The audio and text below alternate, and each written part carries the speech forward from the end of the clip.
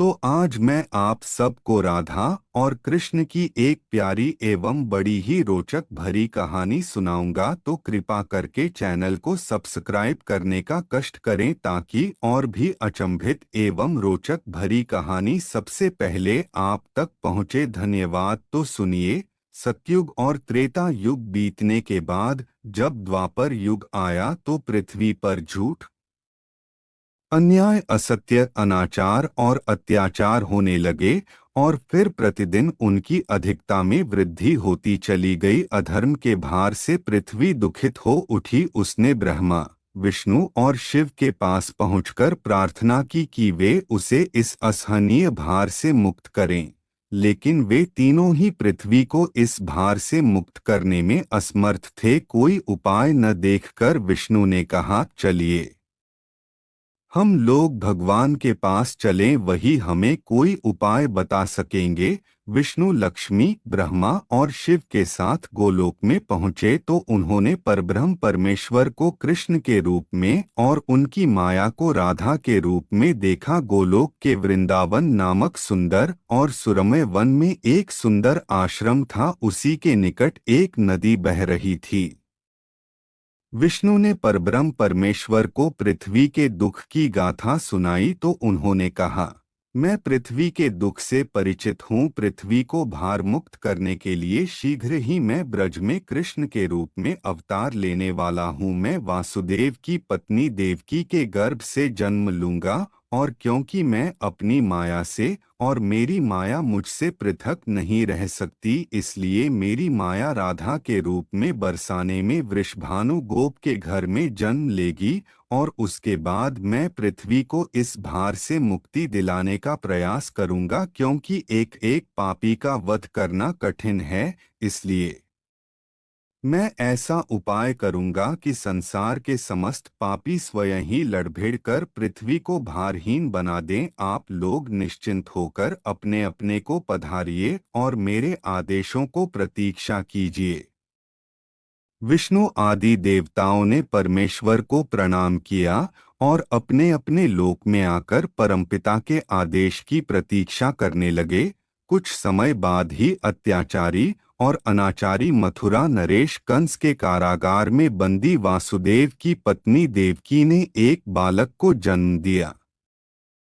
बालक के रूप में जन्म लेने से पूर्व ही भगवान ने उन्हें अपनी योजना बताते हुए आदेश दिया था कि वासुदेव जी उन्हें गोकुल में नंदगोप की पत्नी यशोदा के पास छोड़ आएं और उसी समय उनके गर्भ से जन्म लेने वाली कन्या को लाकर कंस के हवाले कर दें। वह कन्या मेरी योगमाया है। वासुदेव ने ऐसा ही किया और कृष्ण गोकुल में नंद गोप की पत्नी यशोदा की गोद में पलने लगे। उसी समय उनकी माया ने भी राधा के रूप में बरसाने के वृषभानु गोप की पत्नी के गर्भ से जन्म लिया, जिसका नाम माता पिता ने बड़े चाव से राधा रख दिया। दो अलग अलग गांवों में रहते हुए भी राधा और कृष्ण बचपन से ही एक दूसरे को चाहने लगे थे। वन में गायें चराते हुए अक्सर राधा से कृष्ण की भेंट हो जाया करती थी। फिर जब वे दोनों बड़े हो गए तो जब भी रात की बेला में कृष्ण अपनी बांसुरी के स्वरों द्वारा अपनी प्रियतमा राधा को पुकारते, राधा अपनी सहेली गोपबालाओं के साथ कृष्ण के पास पहुंच जाती। राधा और कृष्ण का यह प्रेम दो किशोर लड़के लड़की का प्रेम था जो थोड़े से दिनों में ही पूरे ब्रज में चर्चित हो गया। नंद बाबा और यशोदा ने चाहा कि कृष्ण का विवाह राधा के साथ कर दिया जाए। उधर बरसाने में वृषभानु और उनकी पत्नी कलावती की भी यही इच्छा थी। एक शुभ दिन देखकर राधा और कृष्ण की सगाई कर दी गई। पूरा ब्रज प्रदेश आनंदोल्लास भरे उत्सवों से भर गया। लेकिन उन दोनों का विवाह नहीं हो पाया था कि कंस के आदेश पर अक्रूर कृष्ण को बुलाने के लिए मथुरा से वृंदावन पहुंच गए और अत्याचारी कंस तथा राक्षसी स्वभाव वाले उसके अनुचरों का वध करने के लिए कृष्ण को बलराम के साथ वृंदावन छोड़कर मथुरा जाना पड़ा और मथुरा में कंस आदि का वध करने के बाद मथुरा राज्य की सुरक्षा के उत्तरदायित्व ने कृष्ण को इतना उलझा दिया कि वह चाहकर भी वृंदावन नहीं जा सके। अपने जामाता कंस के वध का बदला लेने के लिए उसके ससुर जरासंध ने अपनी विशाल सेना के साथ मथुरा को घेर लिया, लेकिन कृष्ण और बलराम ने अपने पराक्रम से जरासंध और उसकी विशाल सेना को पीठ दिखाकर भागने पर विवश कर दिया।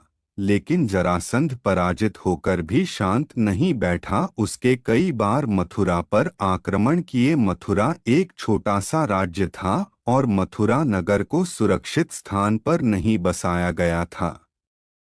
अत कृष्ण ने मथुरा छोड़कर अन्य कहीं जाने का निश्चय कर लिया और जरासंध की विशाल सेना के बीच से मथुरावासियों को सुरक्षित निकालकर हजारों योजन दूर भारतवर्ष के पश्चिमी सागर तट पर ले गए और द्वारका नगर की स्थापना करके एक शक्तिशाली यादव राज्य स्थापित कर दिया। अकरर के साथ मथुरा छोड़कर आने के बाद कृष्ण और राधा का मिलन फिर कभी नहीं हुआ, लेकिन वे आजीवन एक दूसरे को भूल नहीं पाए। वैभव संपन्न द्वारका में अनेक सुंदर पत्नियों का प्यार पाकर भी वह राधा के प्यार को नहीं भूल पाए और संसार आज भी राधा कृष्ण के प्रेम को एक आदर्श प्रेम के महान तथा अमर प्रतीक के रूप में याद करता है। उनकी मूर्तियां भारत के मंदिरों में ही नहीं, विदेशों में भी अनेक मंदिरों में प्रतिष्ठित हैं और लोग बड़े भक्ति भाव से उनकी पूजा आराधना करते हैं। अब एक और बड़ी ही रोचक भरी कहानी सुनाता हूँ, जो कि रुक्मिणी का विवाह श्री कृष्ण के साथ कैसे हुई थी। तो कृपा करके चैनल को सब्सक्राइब करने का कष्ट करें। धन्यवाद। तो सुनिए। विदर्भ के राजा भीष्मक की कन्या रुक्मिणी थी। रुक्मिणी के भाई थे रुक्म। रुक्म अपनी बहन की शादी शिशुपाल से करना चाहता था, परंतु देवी रुक्मिणी अपने मन में श्री कृष्ण को पति मान चुकी थी। देवी रुक्मिणी ने श्री कृष्ण को एक पत्र लिखा। पत्र प्राप्त कर श्री कृष्ण विदर्भ पहुँचे और स्वयंवर के दिन रुक्मिणी को लेकर अपने साथ चल दिए। रुक्मिणी के हरण की बात जानकर शिशुपाल, जिससे रुक्मिणी की शादी होने वाली थी, वह तथा उसका भाई रुक्म अपनी अपनी सेना लेकर कृष्ण को सजा देने के लिए आगे आए, लेकिन श्री कृष्ण ने सभी को पराजित कर दिया और रुक्मिणी सहित अपने राज्य को लौट आए, जहां राक्षस विधि से कृष्ण और रुक्मिणी का विवाह संपन्न हुआ। ऐसी ही अच्छी कहानी देखने के लिए हमारे चैनल को सब्सक्राइब करें तथा बेल आइकन को दबाएं ताकि नई कहानी आप तक सबसे पहले पहुंचे। धन्यवाद।